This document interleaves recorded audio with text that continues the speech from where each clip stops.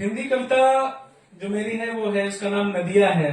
और नदी, आज का जो सम्मेलन है, कॉन्फ्रेंस है, वो भी एक प्रकार का मैथमेटिक्स है। और मैथमेटिक्स हमारी विज्ञान और हमारे नेचर से बहुत ज्यादा रिलेटेड है, बहुत ज्यादा कनेक्टेड है।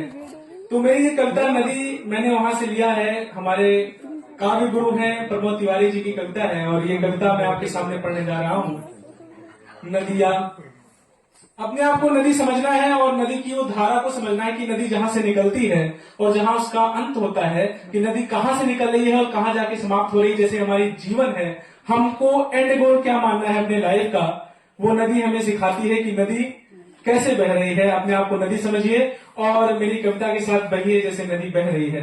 अगर आप अपने आप को नदी मान लेते हैं तो पहले तो नदी जब निकलती है हिमालय से, तो उसके अंदर न जाने कितनी चंचलता और कितने जाने शरारत होती है जब वो पहाड़ों और पर्वतों से टकराती है। और धीरे धीरे नदी शांत होती जाती है, अंतिम नदी स्थिर हो जाती है और एक बादल का स्वरूप लेती है जब वो सागर में जाके मिलती है।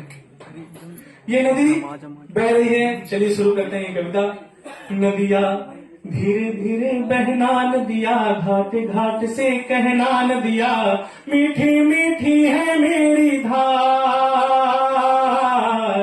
खारा खारा सारा संसार। नदिया धीरे धीरे बहना नदिया, घाट घाट से कहना नदिया, मीठी मीठी है मेरी धार, खारा खारा सारा संसार। नदिया धीरे धीरे बहना, तुझको बहते जाना है, सागर का घर पाना है, सागर से पहले तुझको गागर गागर जाना है, सागर से पहले तुझको गागर गागर जाना है। सागर की बहना नदिया, कुछ भी हो सहना नदिया, सब पे लुटाना अपना प्यार, कहना इसको कहते हैं धार। नदिया धीरे धीरे बहना नदिया, घाट घाट में बहना, रास्ते मुश्किल होते हैं फिर भी हासिल होते हैं, रास्ते मुश्किल होते हैं फिर भी हासिल होते हैं। बहते पानी के संग संग प्यासों के दिल होते हैं, बहते पानी के संग संग प्यासों के दिल होते हैं। बहना बस बहना नदिया, कुछ भी हो सहना नदिया, गति में है जीवन का श्रृंगार, बांधो न पाँव में दीवार। नदिया धीरे धीरे बहना नदिया, घाट घाट से कहना। नदी हमें सिखा रही सीमाएं जो हम एक शहर के अंदर बंद होते हैं, कैसे तोड़कर उसे बाहर निकलना चाहिए। नदी में जब बाढ़ आती है, न जाने कितने गांवों को अंदर समेट लेती है, वो नदी सिखाती है कि नदी सिखा रही है सीमाएं क्या होती हैं, कैसे तोड़ी जाती हैं, तोड़ी सीमाएं फिर से कैसे जोड़ी जाती हैं। सबको समझाना नदिया, सबको बतलाना नदिया, सीमाओं में भी है विस्तार,